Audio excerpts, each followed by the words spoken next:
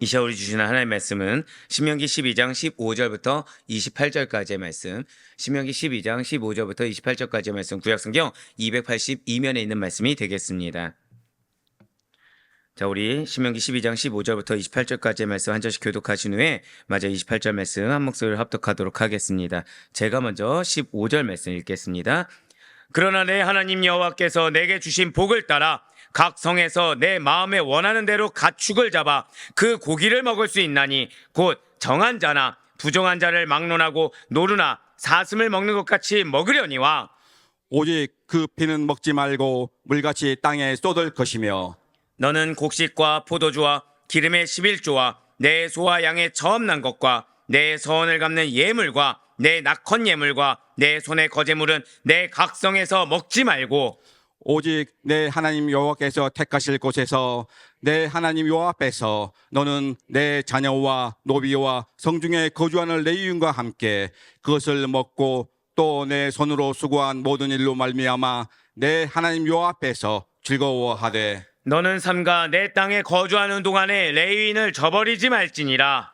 내 하나님 여호와께서 내게 허락하신 대로 내 지경을 넓히신 후에 내 마음에 고기를 먹고자 하여 이르기를 내가 고기를 먹으리라 하면 내가 언제나 마음에 원하는 만큼 고기를 먹을 수 있으리니 만일 내 하나님 여호와께서 자기 이름을 두시려고 택하신 곳이 내게서 멀거든 내가 내게 명령한 대로 너는 여호와께서 주신 소와 양을 잡아 내 각성에서 내가 마음에 원하는 모든 것을 먹되 정한 자나 부정한 자를 막론하고 노루나 사슴을 먹는 것 같이 먹을 수 있거니와 다만 크게 삼가서 그 피는 먹지 말라. 피는 그 생명인즉 내가 그 생명을 고기와 함께 먹지 못하리니 너는 그것을 먹지 말고 물같이 땅에 쏟으라. 너는 피를 먹지 말라. 내가 이같이 여호와께서 의롭게 여기시는 일을 행하면 너와 내 후손이 복을 누리리라.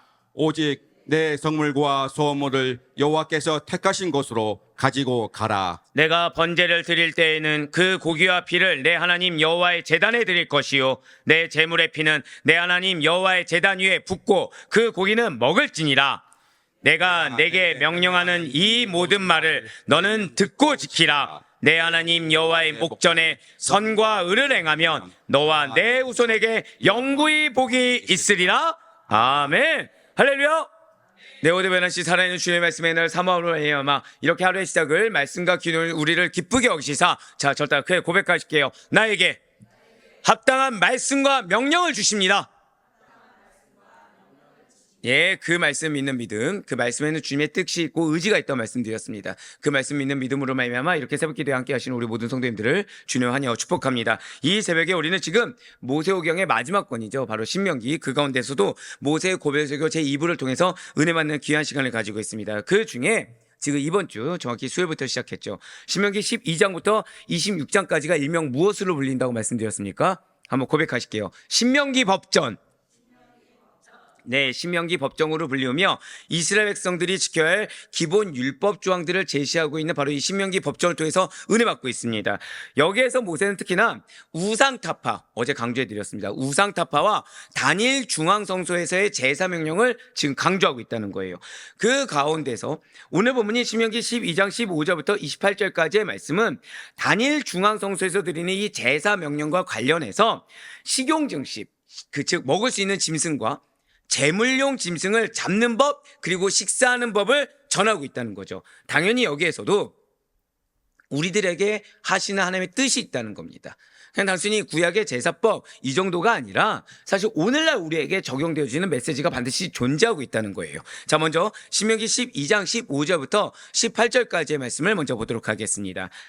그러나 내 하나님 여호와께서 내게 주신 복을 따라 각 성에서 내 마음에 원하는 대로 가축을 잡아 그 고기를 먹을 수 있나니 곧 정한 자나 부정한 자를 막론하고 노루나 사슴을 먹는 것 같이 먹으려니와 오직 그 피는 먹지 말고 물같이 땅에 쏟을 것이며 너는 곡식과 포도주와 기름의 11조와 내 소와 양의 처음 난 것과 내 서원을 갚는 예물과 내 낙헌 예물과 내 손의 거제물은 내 각선에서 먹지 말고 오직 내 하나님 여호와께서 택하실 곳에서 내 하나님 여호와 앞에서 너는 내 자녀와 노비와 성중에 거주하는 레위인과 함께 그것을 먹고 또 내 손으로 수고한 모든 일로 말미암아 내 하나님 여호와 앞에서 즐거워하되 아멘. 굉장히 길죠. 근데 이렇게 같이 읽은 이유가 있겠죠. 자, 지금 15절과 16절 말씀에서는 식용을 위해서는, 즉 먹는 것을 위해서는 가축을 각자의 처소에서 자유로이 잡아 먹을 수가 있습니다. 하지만 피만은 먹어서는 안 된다라고 명령하는 거예요. 자, 15절 16절은 어느 말씀이라고요? 먹는 음식, 먹는 짐승과 관련해서는 자유로이 먹되 피는 먹지 말라. 요약하면 그겁니다. 그리고 17절과 18절은 그러면은 어떤 짐승이겠습니까? 제사에 바쳐질 짐승이겠죠. 각종 제사 제물은 어디서만 먹어야 됩니까? 중앙성소에서만 먹으라라고 명령하고 있어요. 즉 제사 드린용 그 제물용 짐승에 대해서는 오직 성소에서만 잡고 고기도 그곳에서만 먹도록 규정하고 있는 반면에 단순히 먹는 것, 식용으로만 사용할 짐승에 대해서는 성소와 관련 없이 자기 처소에서 잡아 피를 제외한 고기는 마음대로 먹을 수 있도록 규정하고 있다는 거죠. 자, 여기까지 들었을 때 어떻게 조금 이상한 점을 발견하셨습니까? 방금 말씀드린 식용 짐승과 제물용 짐승을 잡고 식사하는 이 법에 대한 규례는 레위기 17장에 나온 그 내용과 비교해 보면 상당히 완화되어 있다는 거예요. 즉 레위기 17장과 지금 이 신명기 12장과 내용이 같습니까? 다릅니까? 다르다는 거죠. 레위기 17장에서는 식용이나 제물용을 막론하고 모든 짐승을 회막문에서 잡아야 됩니다. 그래서 그 피를 단에 뿌리고 기름을 하나님께 화목제로 드린 다음에 먹도록 규정하고 있다는 거예요. 자, 다 어디서 잡아야 된다고요? 회막문. 회막문에서 잡아야 됩니다. 하지만 지금 본문에서는 우리가 한마디로 살기 위해 먹는 거, 식용 증심에 한해서는 자기 처소에서 잡아 먹을 수 있도록 허용하고 있다는 거죠. 자, 이러한 차이가 지금 어디서 비롯된 것입니까? 하나님께서는 마치 한 입 가지고 두 말을 하시기라도 하신 것처럼 변개하는 겁니까? 많은 성도님들이 좀 많이 오해하고 또는 착각하는 부분들이 있습니다. 그것이 무엇이냐? 자, 여러분들 간단하게 말씀을 드려볼게요. 우리에게 동암에서 성전을 시작하게 하셨습니다. 자, 그때 비전 주셨습니까? 안 주셨습니까? 주셨죠? 자, 그러면 그 비전은 흔들림 없이 끝까지 우리 아델포이 교회가 가져가야 될 비전이 있고 그 가운데 우리가 동암에서 이루어야 될 비전이 있습니다. 아, 감사해요. 자, 그러면은 전자의 비전은 지금도 유지가 됩니까? 안 됩니까? 지금도 유지가 되겠죠. 끝까지 아델포이라는 이름이 살아있는 이상 계속해서 가져가야 될 비전이니까. 후자의 비전은 지금 성취가 됩니까? 안 됩니까? 안 됩니다. 한번 고백하실까요? 지금 해야 될 사명이 있습니다. 지금 해야 될 사명이 있다는 거예요. 근데 많은 분들이 솔직히 말씀드릴까요? 지금 하기 싫은 거예요. 지금 그 말씀에 순종하기 싫은 겁니다. 그럼 뭘 붙잡아요? 이전에 줬던 말씀 붙잡고서 늘어지기 시작합니다. 근데 하나님은 결코 그런 분이 아니세요. 하나님은 나의 지금 상황에 맞는 말씀을 주십니다. 하나님 지금 내린 명령은 지금 하기에 합당한 명령을 주신다는 거예요. 지금 이 15절부터 18절 말씀이 딱 그겁니다. 지금. 예, 맞습니다. 광야에서는 백성들이 한 곳에 모여 있었나요? 산계에 있었나요? 한 곳에 모여 있었습니다. 광야에서는. 그러다 보니까 회막으로 나오기가 수월했다는 거죠. 반면에 이제 가나안에서는 넓은 지역에 흩어져 살게 될 거예요. 자, 그쵸? 12지파 땅 분배 합니까? 안 합니까? 하죠? 그렇기 때문에 이 짐승을 잡을 때마다 일일이 중앙성소에 나올 수 있습니까? 없습니까? 자, 이렇게 생각하시면 돼요. 아침 먹을 때마다 중앙성소 나와야 되고, 점심 먹을 때마다 나와야 되고, 저녁 먹을 때마다 나올 수 있습니까? 없습니까? 나오느라 끝나겠죠, 그냥. 그래서 하나님께서는 고백하실게요. 하나님께서는 나의 형편을 고려해 주십니다. 여러분들이 느끼기에는 나의 형편을 고려하지 않고 말씀 주신 것 같지만 사실은 여러분들의 지금 상황에 제일 적합한 말씀을 주신다는 거예요. 그러니까 제일 어리석은 게 뭐냐? 지금 제일 적합한 상황에 말씀을 주셨는데 그 말씀이 내가 부담이 된다고 해서 모른 척하는 거. 그 말씀이 내가 부담이 된다고 해서 아닌 척하는 게 제일 어리석다는 거죠. 왜요? 그럼 하나님 뭐라고 하세요? 지금 너의 상황에서 지금 너의 집에서 먹고 마시라고 했는데 그 너의 집에서 피 묻히기 싫다고 지금 짐승을 안 잡겠다고? 그럼 맨날 나와. 그럼 어떻게 되는 거예요? 더 수고로움을 감수해야 되죠. 한번 고백하실까요? 해야 될 것을 해야 합니다. 그걸 기억하셔야 돼요. 해야 될 걸 하는 겁니다. 지금 명하신 명령이 제일 적합한 걸 알고 해야 될 걸 해야 돼요. 왜요? 명령 자체가 하나님께서 우리의 형편을 고려해 줘서 주시는 명령이기 때문이라는 거죠. 예, 맞습니다. 지금 하나님께서는 이스라엘 백성들의 형편을 고려해 주고 계세요. 바로 이것을 우리가 놓치면 안 됩니다. 진실 하나님께서는 예배의 본질과, 자, 이걸 또 놓치시면 안 돼요. 예배의 본질과 하나님에 대해서 하나님 우선으로, 하나님 중심으로 경배하고 찬양해야 하는 기본 개념이 훼손되지 않는다라고 한다면 인간을 속박하는 것들을 풀어주고자 하시는 분이 바로 우리 하나님이십니다. 우리는 보다 더 많은 자유, 아니 방종을 갈망합니다. 될 수만 있다면 좀 더 편하게, 자존심도 안 상하고 마음도 편하고 육신도 편하고 알아서 이루어주길 바래요. 하지만 실상 하나님께서는 무조건적으로 우리네 상황과 상관없이 구속하시는 분이 아니라 충분히 배려해주고 계시고 충분히 안배해주고 계시며 거기에 따라 명령하며 인도해주고 계시다는 거예요. 안타깝게도 얼마나 많은 사람들이 이런 사실 모른 채 하나님을 오해하고 하나님을 내 상황 아시면 이런 명령 못 주실 거라고 하나님을 매도하고 엉뚱하게 취급하고 있습니까?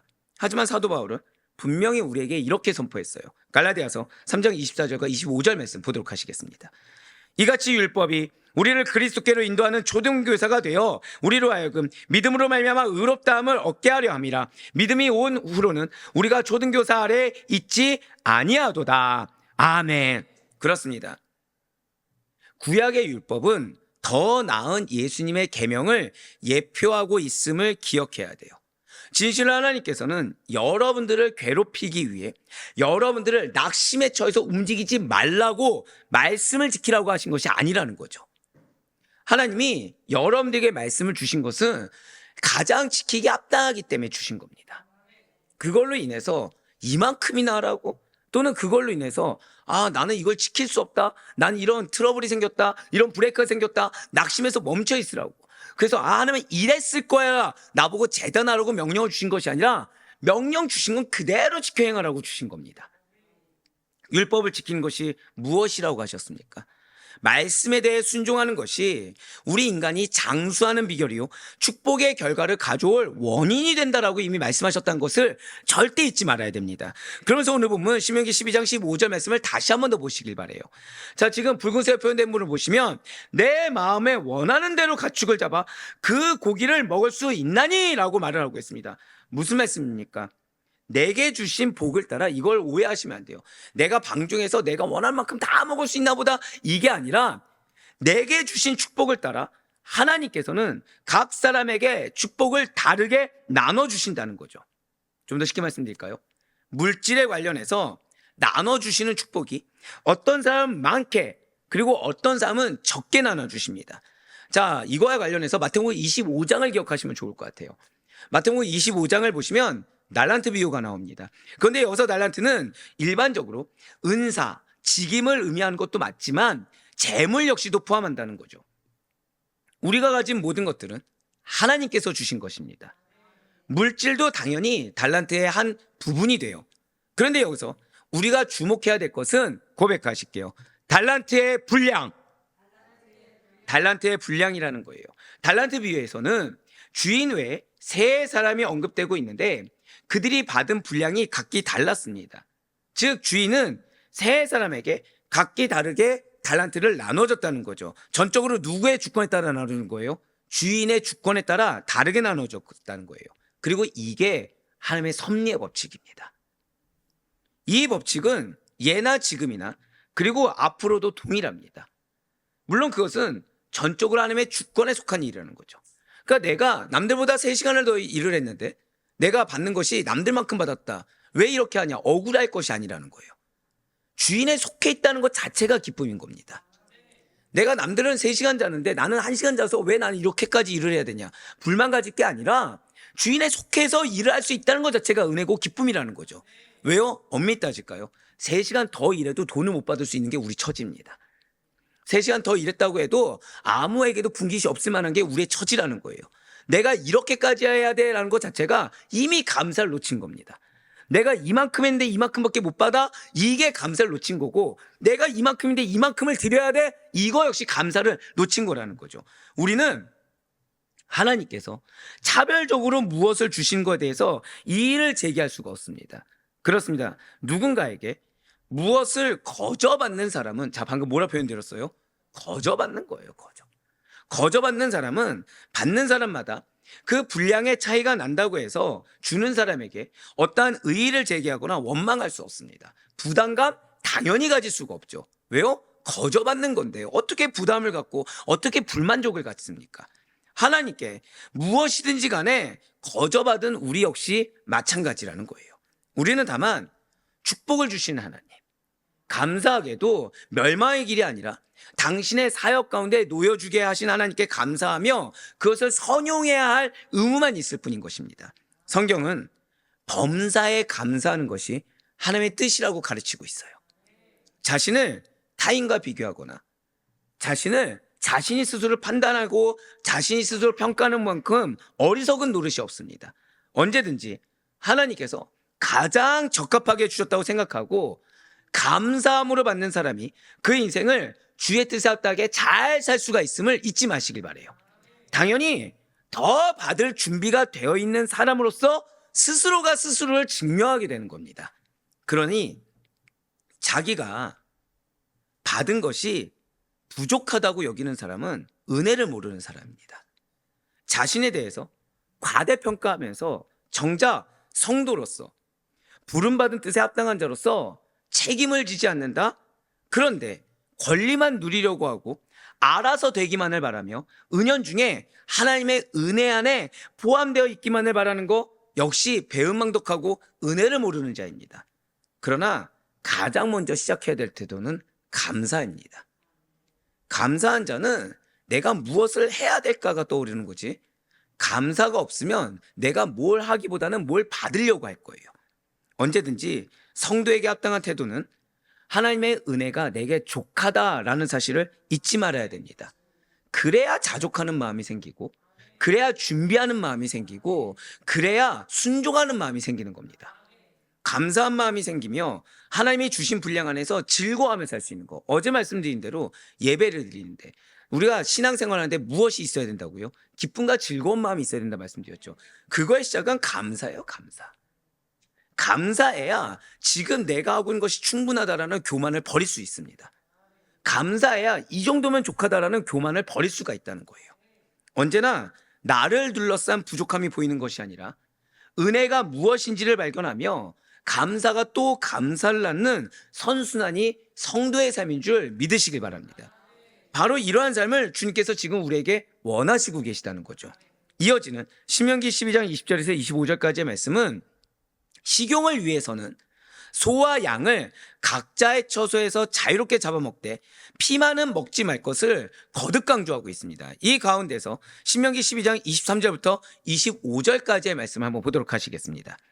다만 크게 삼가서 그 피는 먹지 말라. 피는 그 생명인즉 내가 그 생명을 고기와 함께 먹지 못하리니 너는 그것을 먹지 말고 물같이 땅에 쏟으라. 너는 피를 먹지 말라. 내가 이같이 여호와께서 의롭게 여기시는 일을 행하면 너와 내 후손이 복을 누리리라. 아멘.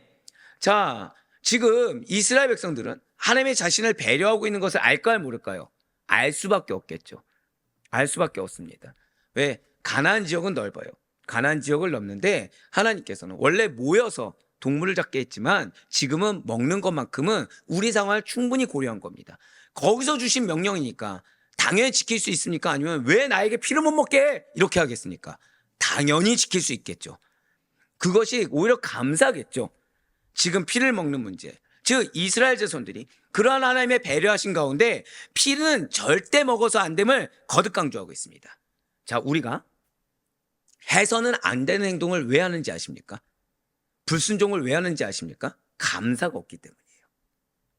지금 내 상황을 고려해서 하나님이 명령하셨고 이 명령이 가장 최소한의 명령이라는 사실을 잊고 있으니까 감사가 없고 하지 말아야 될 거, 내가 더 해야 될 거, 마치 내가 뭔가 책임지고 십자가 지는 것만 더 부각돼서 보이게 된다는 거죠. 그러니까 순종을 합니까 안 합니까? 안 하는 거예요. 낙심하게 됩니다. 마음이 어렵게 됩니다. 그냥 가만히 있는 거죠. 실상은 지금 그것을 할 수 있는 것이 얼마나 감사한지, 하지 말아야 될 것이 존재하는 것이 얼마나 감사한지를 놓치게 된다는 것입니다. 예, 그런데 한 번 더 고백하실게요. 금지의 명령조차 축복입니다. 그거예요. 하라고 하는 것이 있고 하지 말라는 것이 있다는 것 자체가 축복의 명령입니다. 바로 이거예요. 하나님께서 금지하는 명령을 잘 지키게 되면, 지금 23절부터 25절 말씀이 그겁니다. 이스라엘 백성들은 하나님께 그들의 의로움을 인정받아서, 자 방금 뭐라 말씀드렸어요? 하지 말라고 한 걸 안 하는 것 자체가 의로움을 인정받게 되는 거예요. 와, 이런 게 어디 있습니까 지금 진짜. 그러니까 불평불만 하지 마라. 그거 안 하면 뭐가 되는 거예요? 의로움을 인정받는 거예요.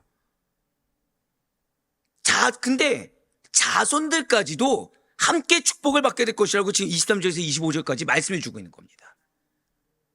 이런 특권이 어디 있습니까 지금. 여기서 우리는 성도가 관심을 기울이고 힘써 행해야 될 일이 무엇인지를 확인하게 됩니다. 그것은 내가 원하는 일도 아니고요, 내가 하고 싶은 것도 아니고요, 시대가 요청하는 일도 결코 아닙니다.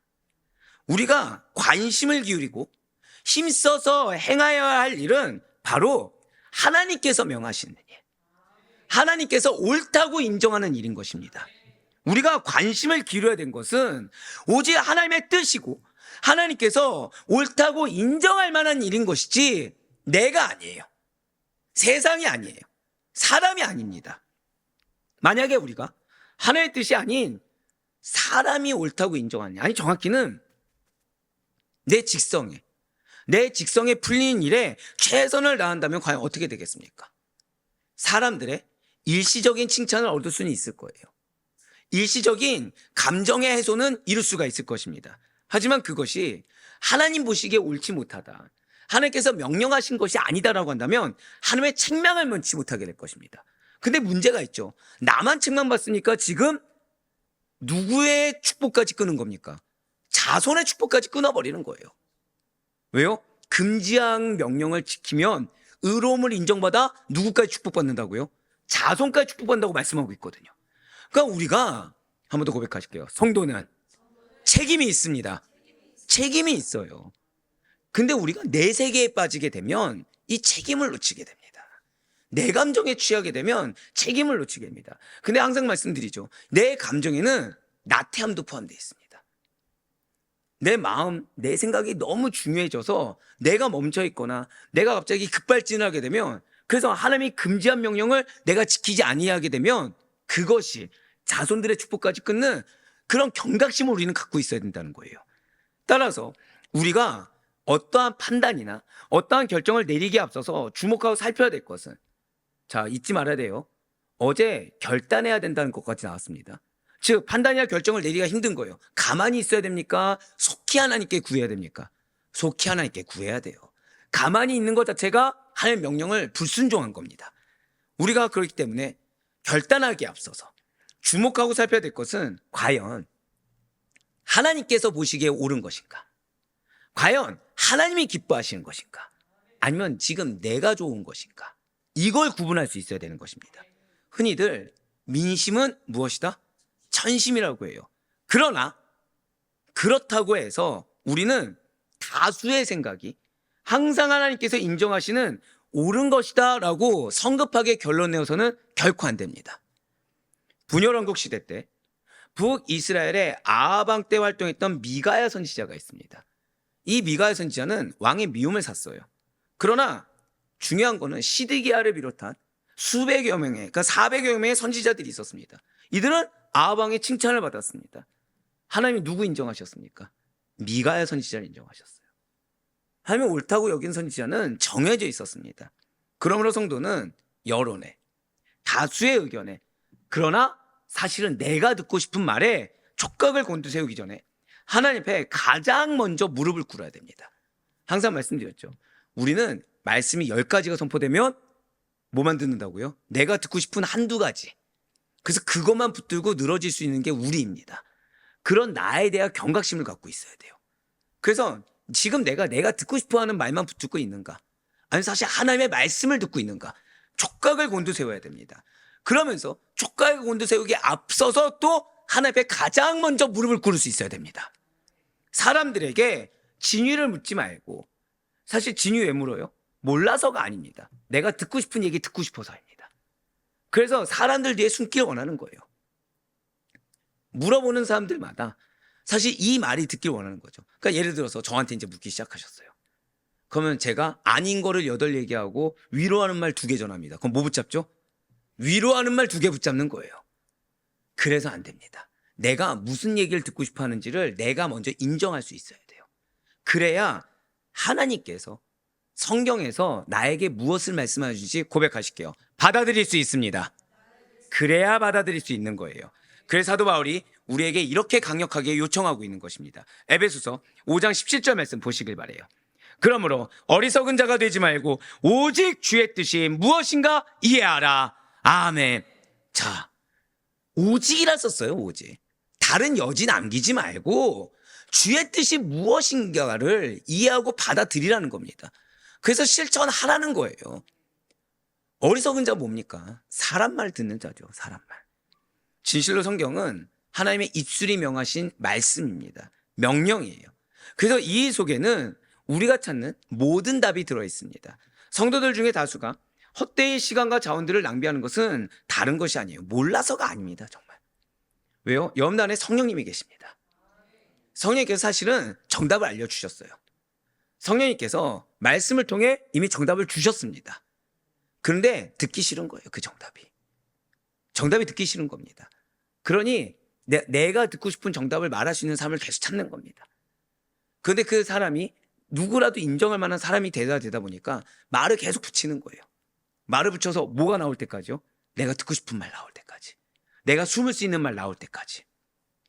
답이 없는 곳에서 답을 찾고자 시도하기 때문에 시간과 자원들을 낭비하게 되는 겁니다. 하나님께서 옳다고 인정하시는 일체의 기준과 내용은 성경 속에 모두 다 들어있습니다. 이를 절대적으로 믿고 성경을 읽고 묵상하며 그 뜻하신 바를 오롯이 나의 삶에 적용하는 사람들이 인생을 낭비하지 않게 되는 겁니다. 내가 듣고 싶어하고 내가 붙잡고 싶은 말이 아니라 하나님께서 말씀하신 것을 인정하는 자들만이 인생을 낭비하지 않게 된다는 거예요. 그러므로 모든 성도는 성경을 통해서 말씀을 받아들이고 성령의 내주하시는 은혜에 힘입어 하나님께서 옳다고 인정한 것이 무엇인지 반드시 분별하고 또 분별한 그것을 힘써 행하는 자들이 되어야 되는 존재가 바로 성도인 것입니다. 그것이 성도에 마땅한 바인 줄 잊지 마시길 바라요. 이제 마지막으로 신명기 12장 26절부터 28절까지의 말씀을 보도록 하실게요. 오직 내 성물과 서원물을 여호와께서 택하신 곳으로 가지고 가라. 내가 번제를 드릴 때에는 그 고기와 피를 내 하나님 여호와의 제단에 드릴 것이요 내 제물의 피는 내 하나님 여호와의 제단 위에 붓고 그 고기는 먹을지니라. 내가 내게 명령하는 이 모든 말을 너는 듣고 지키라. 내 하나님 여호와의 목전에 선과 의를 행하면 너와 내 후손에게 영구히 복이 있으리라. 아멘. 지금 모세는 희생제물의 피는 반드시 중앙성소의 제단 위에 부을 것을 명하면서 지금까지 말한 규례들을 준수할 때 축복이 있을 것을 약속하고 있어요. 그 가운데 28절 말씀에 붉은색 편된 분을 보시기 바라요. 이 모든 말을 너는 듣고 지키라. 왜요? 너와 내 후손에게 영구히 복이 있으리라 라고 나와 있습니다. 지금 신명기 말씀에 모세의 말씀을 계속해서 들어보면 한 명에게 끝나지 않습니다. 모두 다 누구와 연관되어 있어요? 내 후손이에요. 내 후손이에요. 지금 이 말은 하나님께서 명령하신 그 모든 말씀을 이스라엘 듣고 지키면 그들은 물론이요 자손 대대에 이르도록 복을 받게 될 것이다, 축복을 받게 될 것이다 라고 선포하고 있다는 거죠. 그리고 이것이 성경 전체에 흐르는 일관된 사상인 것입니다. 자, 여기서 우리가 하나님의 축복을 받아 누리는 관건이 무엇인가를 알 수 있어요. 일반적으로 사람들은 축복이 자신의 노력으로 얻어지고 또는 누군가의 백그라운드로 얻어지고 어떠한 재능이나 뛰어난 순발력, 처세술이 복을 가져다 준다라고 믿고 있습니다. 그래서 사람들은 그러한 것들을 얻기 위해 애쓰고 있어요. 하지만 성경은 절대 그렇게 말하고 있지 않습니다. 축복이란 것은 어떠한 인간적인 방편으로 얻어진 것이 아니다 라고 우리에게 가르쳐주고 있다는 거죠. 성경은 축복을 받는 관건을 잘 기억하셔야 됩니다. 고백하실게요. 오직 하나님과의 관계, 오직 하나님과의 관계에서 찾고 있어요. 기준 내가 아닙니다. 하나님이 인정하셔야 돼요. 하나님의 아신 바가 되는 것, 즉 그분의 인정을 받는 것이 축복을 받는 관건이다라고 말을 해주고 있습니다. 사랑하는 성도 여러분들, 정말로 잊지 마시길 바라요. 하나님과의 바른 관계를 유지하지 아니하고는 모든 인간적인 조건을 아무리 완벽하게 갖췄다고 하더라도 축복을 받아 누릴 수가 없습니다. 내가 원하는 대로 되냐 안 되냐, 이게 축복이 아닙니다. 하나님의 인정을 받아서 누가 봐도 하나님께 쓰임 받는 거, 그리고 누가 알아주지 않아도 하나님께서 주시는 평강 가운데 하나님의 뜻하심을 이루어가는 거, 그것이 하나님과의 바른 관계입니다. 하나님이 말씀 주신 거에 대해서 의구심 없이 행할 수 있는 거, 어떻게 해요? 기쁨과 즐거움으로. 모른다가 아니라, 이 정도면 족하다가 아니라 정말 말씀하신 그대로 쏟아부을 수 있는 거, 바로 그거예요. 바로 그겁니다. 오늘 주님께서 말씀 주신 거 굉장히 심플하죠. 사실은 주님은 여러분들이 그냥 명령하시는 것이 아니에요. 여러분들의 상황에 가장 합당하게 말씀을 주십니다. 근데 사단은 그것이 얼마나 버거운지, 얼마나 힘겨운지 따지게 하는데, 사람이 편해지고자 하면 이제는 뭐까지 원하냐? 식용짐승을 내가 잡는 게 아니라 누가 요리해서 받쳐주길 바랍니다. 자, 분명히 한 자리에서 모이는 것보다 뭐가 편합니까? 집에서 잡는 게 편하죠. 근데 뭐까지 원하게 된다고요? 내가 잡는 게 아니라 딴 사람이 잡기를 원한다는 거예요. 그러면서 왜 우리 집은 가족이 많아서 내가 2마리 잡아야 되냐 3마리 잡아야 되냐, 이런 불만을 늘어놓을 수 있는 게 사람입니다. 하나님은 그걸 아시기 때문에 주신 명령 그대로가 얼마나 합당한지 알고 그대로 지켜 행해야 된다고 말씀하신 거예요. 자, 그러면 내가 그대로 지켜 행하는 거에 대해서 공로를 드러낼 수 있습니까? 없습니까? 절대 없겠죠. 절대 없겠죠. 왜요? 금지하는 것을 안 하는 것조차 축복으로 여겨주시는 분이신데 무슨 공로를 드러낼 수 있겠습니까? 아무런 공로를 드러낼 수가 없어요. 근데 공로를 드러낸 자들의 공통점이 무엇이라고요? 불평불만입니다. 무엇이 없는지만 늘어놓고 거기에 더해서 책임은 다하려고 하지 않고 권리만 누리려고 한다는 거예요. 아니에요. 하나님과의 바른 관계는 그분의 명령을 얼마나 순종을 잘할 수 있는가, 내 입장에서 순종하는 것이 아니라 있는 그대로 그 명령에 순종할 수 있는가의 관건입니다. 나 스스로 바른 관계로 여기는 것은 전혀 중요하지 않아요. 하나님께서 인정해 주셔야 되는 것입니다. 그러면 어떻게 해야 바른 관계를 가졌다라고 인정받을 수 있다고 말씀드렸죠? 하나님께 모든 말씀, 하나님께서 나에게 주신 그 모든 말씀을 듣고 지키는 겁니다. 듣고 지키기가 싫어서 사람 뒤에 숨는 것도 아니고, 듣고 지키기가 싫어서 자꾸 다른 이전의 말씀 붙들고서 내 사명은 원래 이거였어, 그 뒤에 숨는 것도 아닙니다. 이전에 이 말씀 주셨는데 왜 지금 이 말씀 주셨어? 라고 하면서 하나님하고 소비하는, 하나님과 다투는 허송세월 보내는 것도 결코 아닙니다.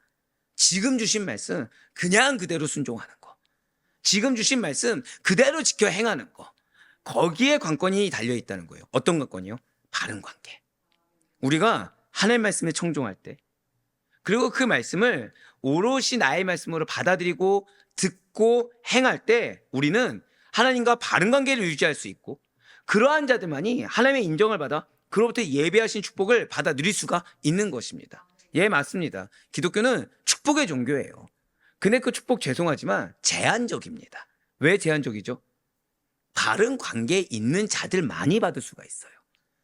근데 그것을 내 어떠한 인간적인 결과물이 있냐 없냐로 축복이다 저주다 따질 수가 없습니다. 따질 수가 없습니다. 한번 여쭤보겠습니다. 자, 저는 축복을 받고 있습니까? 심판을 받고 있습니까? 정말 그렇게 여겨지십니까? 예, 저는 축복을 받고 있다 생각합니다. 어떤 물질적인 거나 육신적인 거를 따지면 어디에 축복이 있겠습니까? 그런 건 중요하지 않아요. 쓰임 받고 있다는 것 자체가 축복입니다. 사랑하는 우리 아들포교회 성도 여러분들, 진실한 하나님께서는 우리가 깨닫지 못할 때에도 풍성한 축복을 내려주고 계세요.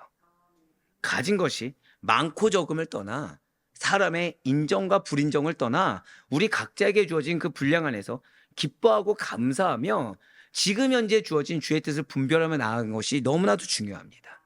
조급해서는 안 돼요. 거기다가 나태해서도 안 됩니다. 결단해야 될 때 결단해야 되고, 멈춰 있을 때 멈춰 있어야 되고, 더 수고하라고 할 때 더 수고할 수 있어야 됩니다. 더 수고하라고 했는데 내가 1분 더 수고했다고 와 수고했다고 아닙니다. 절대. 하나님께서 허락하신 모든 것은 나를 위한 것이 아니에요. 그분의 뜻에 따라 사용해야 될 소중한 선물입니다. 우리가 지금 서 있는 자리가 하나님께서 맡기신 자리라는 인식이 있어야 돼요. 그 인식을 하지 않으면 내 마음 가운데 멈춰 있게 됩니다. 내 생각 가운데 멈춰 있게 됩니다. 몸은 움직이죠. 근데 마음이 어떻다고요? 멈춰 있게 돼요. 몸은 움직일 수 있겠죠. 생각이 멈춰 있게 됩니다. 그러니 기쁨과 평강이 없어요. 기시감은 듭니다. 해결이 안 돼요. 계속해서 마음에 뭐만 쌓이죠? 평강과 기대감으로 인한 기쁨과 즐거움이 아니라 불안감만 증폭됩니다. 아니에요. 제일 우선은 인식의 회복입니다. 하나님께서 지금 나에게 맡기셨다. 과연 하나님께서 지금 나를 칭찬하고 계실 것인가, 아니면 나를 질책하고 계실 것인가를 냉정하게 판단할 수 있어야 됩니다. 그래야 맡은 자리에서 최선을 다하시며 무엇보다 하나님께서 인정하시는 삶을 살아갈 수 있도록 힘쓸 수 있는 우리가 되길 간절히 소망합니다. 세상의 기준이 아니에요. 사람의 기준이 아닙니다. 내 기준도 아니에요. 하나님의 시선으로 나를 볼 수 있어야 돼요. 거듭 말씀드리지만 기준 내가 아닙니다. 세상도 아닙니다. 기준은 뭐라 말씀드렸죠? 한 번 더 고백하실게요. 하나님의 절대평가. 그렇습니다. 진실로 하나님께 사랑받는 사람은 반드시 그분의 축복을 누리게 되고, 그 축복은 나에게서 끝나는 것이 아니라 나의 후손대까지 있기 위한 하나님의 안배가 있다는 사실을 절대 잊어서는 안 됩니다. 쓴소리가 들리십니까? 기뻐하세요. 지금 오늘 주님께서는 두 번째로 말씀하신 것이 무엇이죠? 금지하는 명령조차 지키는 것이 의로움이 된다고 했습니다. 쓴소리를 받아들이는 것 자체가 의로움이 된다고 생각해 보세요. 쓴소리를, 마음의 부담감을 오롯이 받아들이고 그거에 대해서 평가하고 판단하는 것이 아니라 있는 그대로 아멘으로 순종하는 것이 나의 의로움이 되어 이것이 나의 자손에게 축복이 된다고 한번 생각해 보세요. 얼마나 기쁜 일입니까? 근데 사단이 그거를 싫어하는 거예요. 그래서 그 부담감 이후에 감정으로 소욕하게 하거나 부담감 이후에 나태함으로 풀게 하는 겁니다. 절대 안 됩니다. 한 번 더 고백하실게요. 마지막입니다. 나는 축복의 통로입니다. 그래서 신명기 말씀 시작했을 때부터 계속해서 여러분들이 축복의 통로로서 자녀들에게 그 축복을 전해야 될 자로 하나님은 선포하게 하신 거예요. 반드시 잊지 마시길 바랍니다. 지금 주님께서는 여러분들에게 주신 명령, 여러분들의 상황에 가장 합당한 명령으로 하셨고, 지키고도 남을 만한 명령으로 하셨으며, 금지하는 명령은 절대 하지 말아야 된다고 지금 말씀해 주셨습니다. 그것이 여러분들의 축복이 된다고 하셨고, 그 축복이 후손에게 전해질 수 있기 위해서는 반드시 그 명령을 지켜 행해야 된다라는 당위성과 절대성을 말씀해 주셨습니다. 그래 바라올 건 없기는 오늘 하루의 삶 가운데서도 주어진 자리에서 기뻐하셔야 돼요. 감사하셔야 됩니다. 그런 우리들 성도님 되신 가운데 나의 인간적인 어떠함이 아니라 오직 하나님의 뜻만을 따라 더 성실히, 더 열심히 힘차게 걸어가시는 가운데 주님께서 예배하신 축복을 받아 누리기에 전혀 부족함이 없는 우리 모두가 될 수 있기를 주님의 이름으로 간절히 축원합니다.